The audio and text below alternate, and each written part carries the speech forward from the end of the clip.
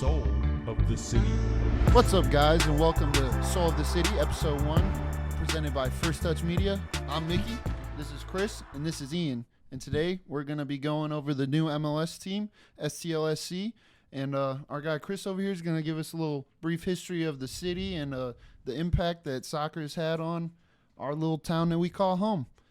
Yeah, so I mean, just a little bit of background about us. We all met in some capacity through the game. And some of us met when we were about 5 years old, and we're a full team. It's not just me, Milo, and Ian. Yeah, we got a couple other members. Yeah, we got a few members. We just don't like them. Watch for the intro video coming soon. But we've pretty much played all over St. Louis. Clearly, there's a pickup culture here. Like, we'll play at rinks or up at the fields all around St. Louis. We all played CYC growing up, and we'll get into that a little bit because it's deeply tied to the roots of St. Louis soccer here. Dude, sometimes it's like hard to get a rink. Like you show up and there's just like a bunch of people already there. Yeah, we'll pull up the Lindenwood and they already have. Yep. They already It's have like, all people right, let's running. try the next one. Yeah. So we just love the game, and we just want to continue talking about it and fostering that culture in St. Louis here. So, yeah, just a little bit of background about St. Louis. We've been a hotbed for American soccer since the inception. And I feel like we just don't get the credit that we deserve because we haven't had an MLS team yet. And now we have a professional team here. It's time to really just showcase that because since like the 1950s is the best time to really bring it up. The U.S. went into the World Cup and they beat England 1-0, which at the time England was considered the father of soccer. Yeah. They actually called it soccer. That's where we get the term. So Yeah, it's soccer and football. It's whatever you want it to be. Yeah. I use it interchangeably. Yeah, I was about to say, it's just like whatever comes out. Yeah. It's hard to talk about Major League Soccer without calling it soccer. Yeah, It's a true. little difficult. Well, like, we had that respect for a long time, and then it got taken away just because, like, the MLS came around. And because we English deservedly people had it, don't because, like us. Like, when we beat England in the World Cup, how many players were on the U.S. national team from St. Louis? So out of the 11, we had 5 of the starters come from St. Louis, which is honestly insane. But it makes sense when you think about the history because the president of the U.S. Soccer Federation, they're kind of like that's the governing body in charge of deciding who would be on the team back in the 1950s. It was a much different time. Just for your context, like our 5 players who started on that team, they all had part-time jobs. Like we had mailmen, we had a sheet metal stacker, we had a meat packer, he was like a butcher, and we had a hearse driver. One guy, we didn't really know his job. It kind of sounds like they were all in the mob, but Well, 4 of them were from the Hill, the Italian Hill. So they were. one of them drove the hearse. The other one was packing meat. The other one was killing people for money. Well, that's not confirmed, nor denied. And actually, this was so long ago. Weren't they playing on baseball diamonds? yeah, I mean, they just were playing on fields all across St. Louis. But that was the cool thing about it is that whenever we needed to field a World Cup team, the president was just like, well, I'm just going to call up the boys that are back home. They've just been playing together forever. All the St. Louis players already had all the chem, so that was nice. Italiano. Green Links. The one guy who wasn't an Italian, he grew up over by Cleveland High School in a predominantly Hispanic neighborhood. And I just thought that, and they said that he learned how to play from the Hispanic kids, and I was like, Yeah. bro, you just know there was a better Hispanic kid out there, and they just chose the Irish. They just chose the Irish kid for sure. An untapped market for sure. Yeah, It's a historical yeah. thing in St. Louis.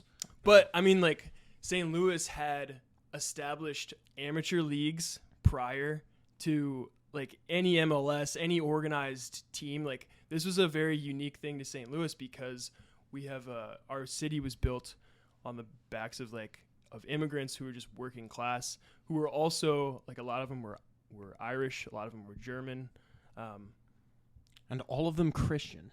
a lot of them were very Catholic. Catholic. They were really Catholic. Catholic. Yeah, so it was like the Italians and the Irish came in. They were very Catholic. Yeah. They had all these parishes, but they were also immigrants, so they like loved the game coming from their home country. So they kind of fused the two together, and they they organized into like organically into just amateur teams.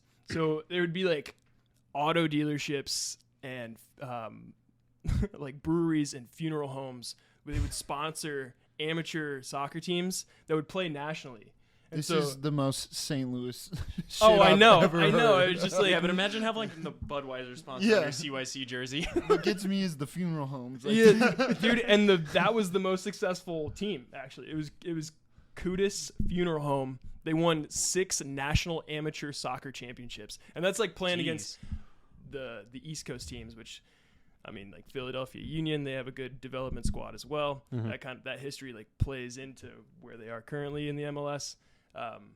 But it was amazing that St. Louis was just like this hotbed of soccer since the beginning. But then it eventually like formed into more of an organized sport, I guess, once CYC came around, which is Yeah. yeah. Well, and that's why like CYC is so unique. 'Cause, like if you go like anywhere else, you just play for like your school, and not that you like don't go to school at like a little Catholic school in St. Louis and play for their CYC team, but like you can just totally be outside of like the church and still play for that team, and it's like the closest thing to some kind of European youth system Yeah. Yeah, that I and it's- think we have to offer in the It's U.S. based a lot on your like neighborhood and your community too, because like we went to like St. Louis public schools and we were still playing CYC with kids we didn't really know because that was just our neighborhood. It was whatever church was closest to you, really, or Yeah. whoever you knew the best. That's how I ended up with you guys. Yeah. Well, I just went to the closest team, which was St. Luke's Little Flower, and that's how I met you. I guess that was probably the closest team to me too. Yeah. What team did you play for? Ian? St. Stephen Protomartyr. Shout out. Okay.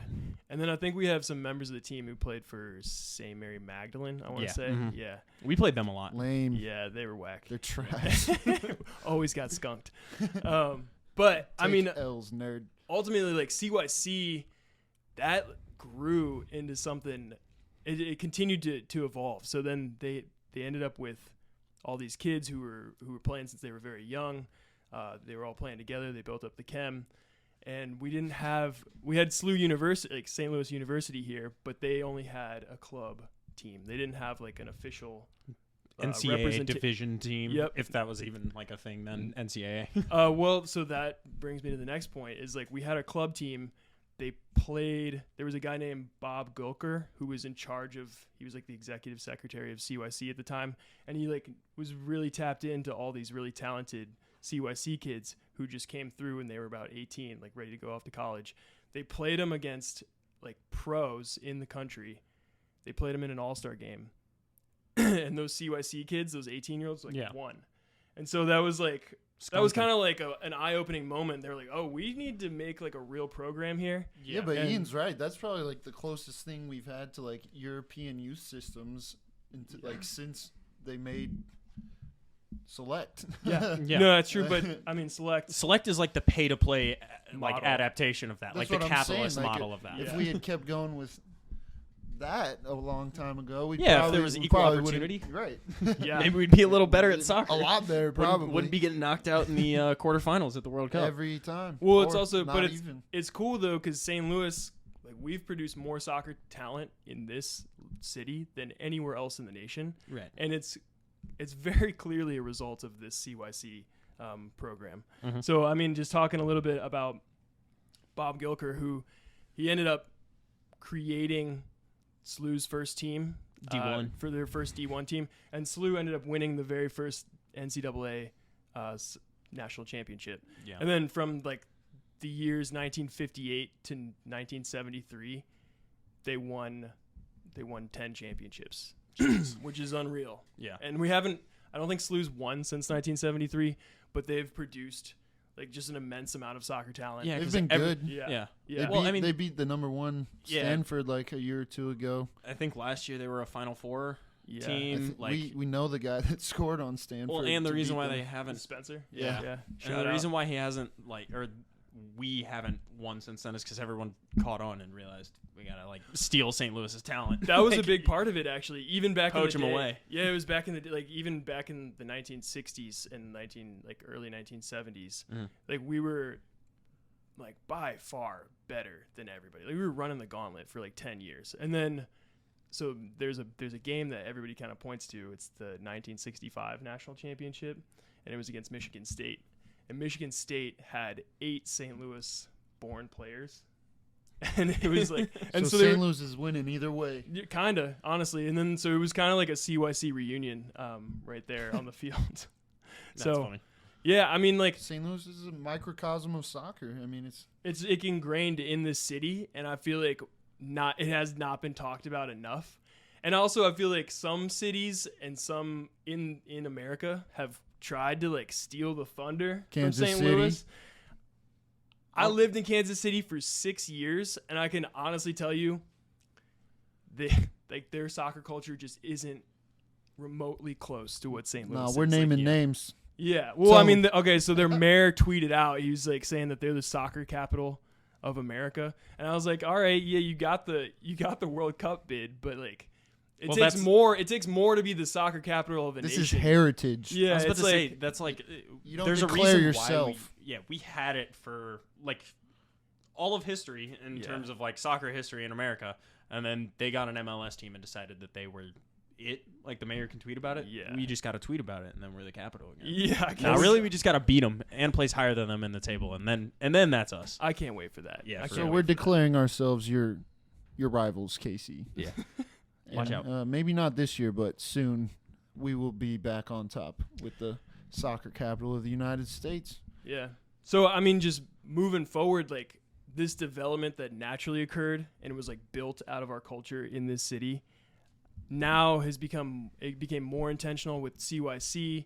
And now that we have an MLS team and like a youth development team, we have a new guy in town, Lutz Pfannenstiel. and he's responsible now for carrying forward and building the systems. I won't say he's directly responsible for developing the talent, but he's responsible for making this more of a systematic and structured approach. He's definitely got the background to come into a soccer city with soccer people and just sports people in general, because he's really he's been a student of the game his whole life. And like really, all he does is live, breathe soccer. Football, he'd probably call it football, but I like to call him Mr. Worldwide. Sorry, Pitbull. My condolences, but we got a new Mr. Worldwide, and it's Lutz Pfannenstiel. Pfannenstiel. I say that because he is the only soccer player to have played in every single of the 6 continental FIFA membership associations.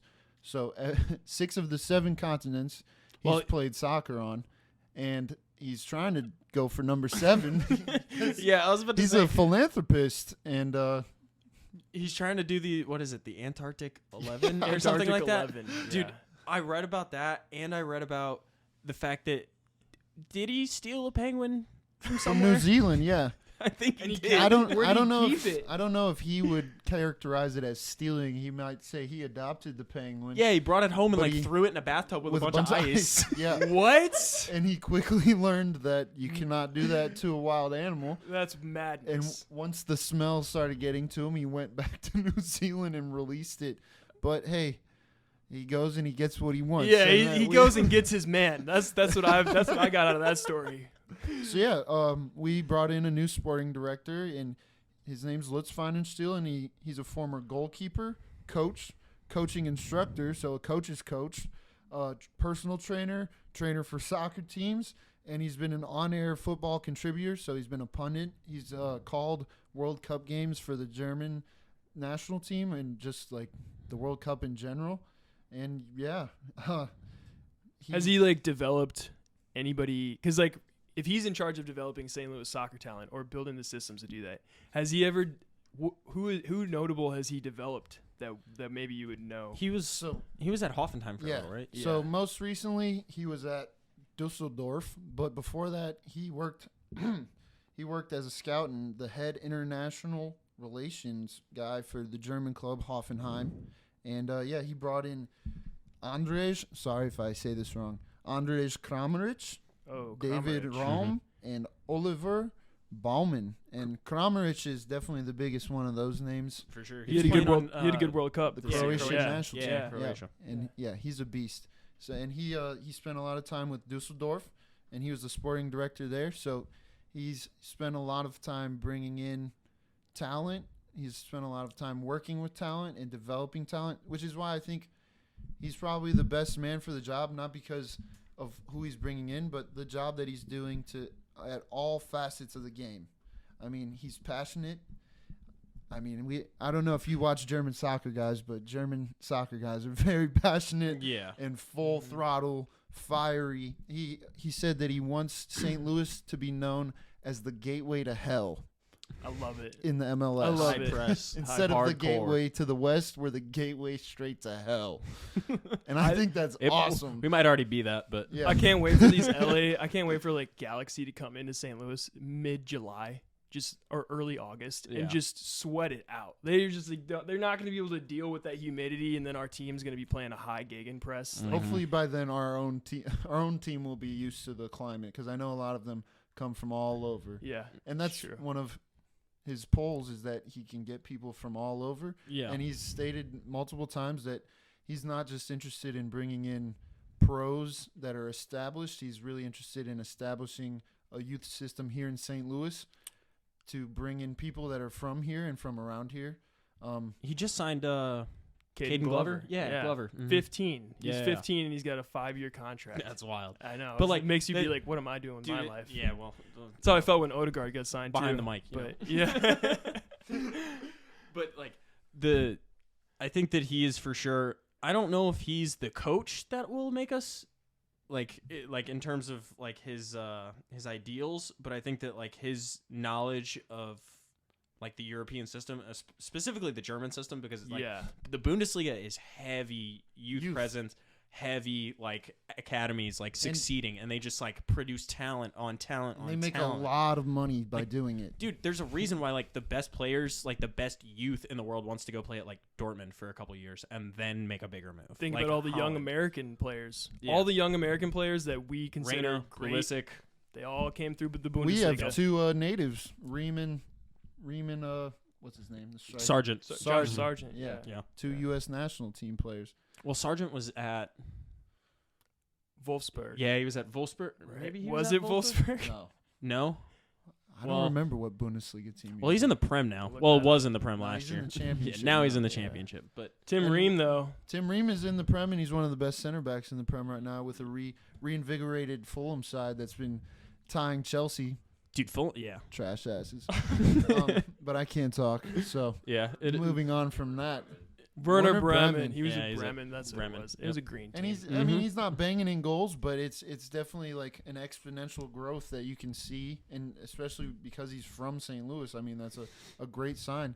And also one thing I'm excited about, and obviously you don't make an MLS team to sell your players, but if it comes to that, you get a lot of money, and then you sign even better players because the MLS is expanding at an insane rate. Dude, I'm sure that Atlanta United is like super happy when Almiron has banging in goals for Newcastle this year. Like Imagine they got to if be he stoked. stayed. Yeah, that's true. That'd be messed up. Yeah. I want to throw in one little tidbit about Lutz. Yeah. That shows that he really will do anything for the bag, for the W. Okay. For the dub. But not really. This is alleged. He was cleared of all this, but he got arrested in Singapore while he was coaching in Singapore for match fixing. My favorite part is there was no evidence, there was no due process. They just threw him, tossed him in prison. The worst conditions he's ever lived in his entire life. He says this. How long was he in jail? For 101 days, he lost 30 pounds. No way. Jesus. But what I like about Lutz is he came out of it and he said it made him a better person. He said that he looks for the small things, the good things in life, and that he makes the best out of every situation because he knows what it's like to be stuck at the bottom without he had no control over in a prison cell. And the only thing that got him out was a lie detector test. I thought you were about to say the love which for is the no game. longer The admissible. love for the game. Love for the game got him out. He went on stand and he preached his love for the game of soccer. He took his cleats and to he the dug Singapore through the prison government. walls. Man. So he seems like the right guy for the job. he's really just dedicated Yeah. to soccer. He's not like the main man in any specific position. He's gone from position to position, just loving soccer and doing his best to fulfill his fucking dreams, man. And I love that. Yeah. Well, I mean, he had a massive task ahead of him. Like, imagine like starting a professional American franchise in any sport. He said that this is like the biggest opportunity that was presented to him, and he was getting offers from large European teams to come work for them, and he saw our plan to just have a clean slate and to develop youth and to set a new culture or revive a culture in St. Louis. And he came to the city and he loved it, and he talked to our board and they loved him, and now he's ready to burst down the gates of hell. Yeah. It makes me curious about other, like, we're new, right? Like, we're new into this league. It makes me curious about other expansion teams and how well they did in their first year. Because, like, as a St. Louis sports fan in general, I might have unrealistic. Like, we have really high expectations. I wouldn't say unrealistic. I would just say like they're really high. Like, when I think about the Cardinals, I'm like, they could be unrealistic. You need to be making We're the playoffs. unfair to the poor Cardinals. Yeah, I mean, we but are. God damn it, we better see you in the World Series. That's what I'm saying. Every year, it's kind of the expectation, and so I don't really want to give that up with our MLS team, but I do also understand that it's our first year in the league. So I want to know how other teams have done. I know you did a little bit of research. Yeah, I did some research on this, and I kind of split it up into like a few different categories. Was like the finances and like what went into like their expectations from like a stadium perspective, and like why they built said stadium. Like, we've already gotten comments from like Xabi Alonso saying that we have like a great European-esque atmosphere, like come coach rivaling those teams. He said that our facilities rivaled, facilities. like they rivaled large European clubs. Yeah. And he's played for He's at a all large of them. European club coaching. Yeah, Bayer Leverkusen, and that game was awesome. But we got It was super stomped. cold. And I was super cold and super drunk. Yeah. Just screaming my lungs out. Yeah. But that's what we got to do. Yeah. Gateway to hell. Yeah, Gateway to hell Yeah. is right in my mind. And those facilities cost us a pretty penny. It was like $457 million. For just the facilities? Yeah. Does that include the stadium or the? No. That's the stadium and the facilities. Yeah. Okay. So that's everything wrapped into one. And for the I looked back historically at the two most recent teams, which were Austin FC and Charlotte FC. Okay. Just to like kind of get a glimpse, because like I think more data than that, you're kind of going too far into the past. Yeah. For Austin, they built Q2 Stadium for $260 million, and they kind of got the land like at a discount because the facility had a chemical explosion occur on it because it was a water treatment facility. Austin FC doesn't care about its players or its facilities. Nah, what do you like mean, bro? They're going nuclear. They're going to be like freaking Captain America. They got mutants in there. Spider-Man That's what and I'm shit. saying. Yeah. Maybe that's why they were so good last year. Yeah. Dude, yeah, they were really good last year. And that's another thing that I went into. But Charlotte Stadium, Bank of America Stadium, which is weird because I definitely was under the impression that you couldn't have like an NFL stadium and I thought it had to be soccer stadium specific. wrapped into one. And that's Yeah. not the case. Charlotte FC plays at Bank of America Stadium, which is Weird. the Carolina Panthers Stadium. Weird. I wouldn't so- like that. Yeah. In Probably terms saves of money. it does. In terms of attendance, they can fit way more people. So Austin FC, their capacity is 20,500, and they've sold it out 36 straight times. So high standard. That's impressive. It is impressive. Austin's That's popping. a real Austin's popping, though. soccer It's a, culture Austin's right a there. poppin' city. Austin also came in to the league directly after COVID. They literally had their first season postponed because of COVID. Oh. So everybody it's was chomping at the hype. bit. Yes, hype. Like That's season kinda ticket how we holders are. probably got held off for a year. I'm Stuff actually like that. happy we had a year like extra to get our shit together Mhm. because I feel like that honestly maybe that builds into my unrealistic expectation. My expectations of this club. Possibly Like we've be had better an than we extra should be. year. Yeah. Yeah, to like really train and like get the right people involved. Like Yeah. I don't think it's we'll go into expectations. I don't think they're like totally unrealistic, but the capacity of I think we'll sell out every game. To be Oh fair. yeah. But Charlotte FC, since they're playing in a football stadium, they have like 75,000 as the capacity, and they no way they sell near that. they don't sell Yeah. 75K, but they get 35,000 people to come to games, which is pretty impressive. Yeah. If I'm being honest. Good for you, Charlotte. I didn't know you had that in you. Yeah, for real. Yeah, never been. And Shout the, out. She lives there. My bad. Carry on. I didn't know that. Yeah. The squad was kind of the next thing that I went into, because in terms of finances, that's where you like spend meaningful money. Like, you know, you just eat the cost of whatever facilities and stuff. What's our transfer market right now? So Austin, prior to their first season, filled their roster of 28 players, average age of 25.7, so less focused on youth. Their transfer value as of today is 48.53 mil. That's really high for the MLS. Yes. That's like Toronto. I know Toronto's up there. Yeah, Toronto's up there. 48 is really high. Dude, 48 is a lot. Yeah. And that's like before their first season, they made 10 transfers, only spent 9.339 mil, and that resulted in 12th place in the West. In their first season? Yeah, out of 13 spots. And then the next season, that's a bad look. They ended in second, which explains their current 50 mil evaluation on their team. Damn. That is a good look. Mm-hmm. That is a good look. You can succeed pretty quickly. This is what that tells you. If you have the money. It also tells or you have the talent. It kind of tells me that you need to just like fail for a year. Yeah. Maybe you don't need to though. Some teams don't. Yeah, maybe some teams don't necessarily need to fail. Like, that might not have been a failure in their eyes if they developed the talent that they thought was going to take them to the next level. Yeah. And Charlotte, they focused more on youth and spent more prior to their first season. So they spent 17 mil, which is almost double of what Austin spent. And their current squad evaluation is 28.9 mil. And there's like not a ton that they could have done to do better, but they got 9th in the West out of 14 teams, which, like, it's not horrible, but it's not. So they spent 17 mil. Yeah, a little bit under double. 3 places. Yeah. And not a playoff spot. Not a playoff spot. It would have been worth it if they got the playoff spot. Oh, for sure. But we'll see how they do this year then. Comparing that to where we're at, we haven't even gotten 28 players yet, which I don't mind. Lutz is the kind of person that seems like he knows what he wants and goes and gets it. We can wait. I love that. Yeah. He traded the number 1 pick, didn't he? Yeah, he traded the number 1 pick away exactly because he knew who he wanted. which player he wanted in the draft. Traded back to 8. And that person wasn't going number 1 overall. That's BDE right there. If you're trading away the number 1 pick, you know what you want. Yeah, he knew exactly what he wanted. BDE. And the transfer value of Lutz? Our squad You're packing. Currently. Lutz Pfannenstiel.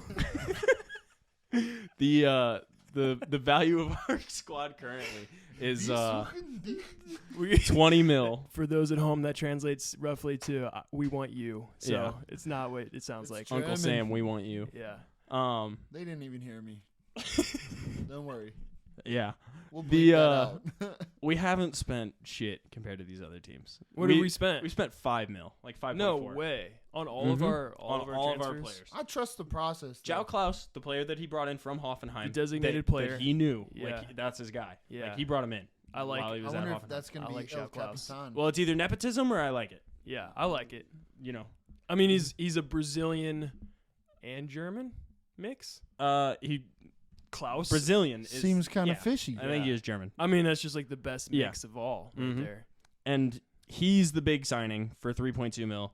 And then we bought Edward Lowen. Leuven. Yeah, Leuven. Yeah. Is that how you pronounce it? Sorry. W's. And he was a mil from Hertha Berlin. And he then claims that he's German, but he can't even speak it. I had to teach you how to say Pfannenstiel. Pfannenstiel. It's a good name. So we haven't bought all of the players that we're going to have.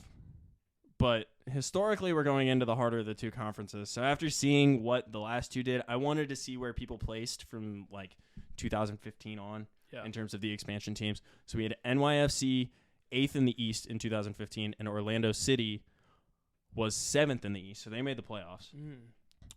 Atlanta United in 2017 placed 4th in the East. That was their first year? Yes. Damn, they got 4th in their first year. So it's not unrealistic. It's not totally unrealistic. Yeah, but Atlanta's also like top of the. Yeah, they're cream of the crop in terms of top tier shit, man. And Minnesota United, they placed 9th in the West. They're also going into the easier conference. Like the East is, at least from what I'm seeing, like the East is the easier of the two in terms of, making it to the top. It's like basketball. Yeah, there you go. LeBron's been dominating it. Dominating both. Yeah. Diamonds form under pressure. Shout out LeBron. That's true. And it's not impossible. Like in 2018, LAFC joined and placed 3rd in the West instantly. But That's we the are not. West. Yeah, Yeah. we're not an These LA are some team. big money teams we're talking Yeah, about. we are not. We're not LA. that kind of We're not LA. I'm That's happy. why I'm happy that we're not out here I am signing a too. massive like designated player who's probably at the end of his career. We also just probably don't have the money for it. Yeah. And that's fine. I mean, they probably spent $1 billion to get this whole project done. I'd imagine. Yeah. Like in total. but they're spending we're it not- on the process Yeah. of developing Yeah. people. We're also not like fighting Long-term another. vision. Yeah. I We're, like it. we're also not Yeah. fighting other giant sports franchises and other MLS teams for like recognition and ticket sales and stuff like that. Because LAFC and LA Galaxy, like you have to be noticeable. You have to be good like instantly, or you're not going to sell at your stadium. You're not going to do well. Like it's just a product of being in that market. And I think that we hopefully can make the playoffs. I think But we- I'd say What that, I want to hear everybody's thought. Like I think my expectation for the team is that we get that last spot in the playoffs in the first season. so 7th in the West. Yeah. In our So, first season. Okay. Here's what I'm saying. Just based on our cities, like our people's desire for wins, our people's expectations for sporting franchises. I mean, we saw what happened with the Rams after a couple bad seasons. I do not want that to happen to us. So I think that it's important that we don't have to start off by getting into the playoffs. Obviously, I'd love that. But I don't think we can flop because we have fans that expect more. They just expect more. So I'm going to go, I'd say either 7th or 8th. That's what I want. I mean, higher than that is ideal, but Yeah, I just think that it's not as important to me that we make the playoffs this year. I would rather us build the systems to have constant like talent running through our team and place lower than be great this year and awful the next or something like that. It would be dope to like make the playoffs this year. But and I agree. I don't think we've really seen we've personally seen the soccer culture up close, and I think that these fans will be backing. I mean, the fans were backing the team while we were getting whipped 3-0 by Bayern, Bundesliga side, and it was like 20 degrees outside. Yeah. I couldn't feel my toes. The match result looks worse than the game actually was. Like I felt like St. Louis for being it was a MLS 2 team, like the next pro team. I thought we did pretty well, if I'm being honest, against Bayern, like Bayer Leverkusen. That was a very good team, they're for sure coached by are- Xavi yeah. Alonso. Like, And I don't they even were- think we were playing all of our first team. No, it's we weren't. STL SC2, and we didn't have some of the players that Yeah. We had a few of our first team out there, but for sure. I agree. I just think that fans will be happy to be there, and I think we got some good songs, and we'll get some even better songs, and the fire will be blazing. I'm so excited for this season. I am too. I am But yeah, It's gonna be so. What do much you fun. think, Ian? What are we placing? I'll say 10th. 10th out of 14 teams. This in the guy West. stinks. We got a 10th? 4th over here. We're going 4th, 5th, we got 4th, 5th, 5th. 5th. Dang, we got some high expectations. Yeah, those are some Yeah. ridiculous. I mean, it's expectations in St. my Louis. What do you want? We You gotta know what I mean? kill We're going Ian. we're going to the Stanley Cup every year. We're going to the World Series every year. Fake I'm going fan to the alert, MLS fake Cup fan every alert. year. There you go. Yeah. All right. MLS for the Lou. I feel like that's the pod. Yeah. Join in next week. We're gonna be talking about player. Well, it would be lineup comps, player comps. We'll be giving you a little bit of a taste of who we want to see, who we think's exciting. Starting 11s. So Yeah. tap in next week. Mayor Jones, we need you to fire back at the Kansas City mayor. Mayor Lucas, watch your back. Yeah.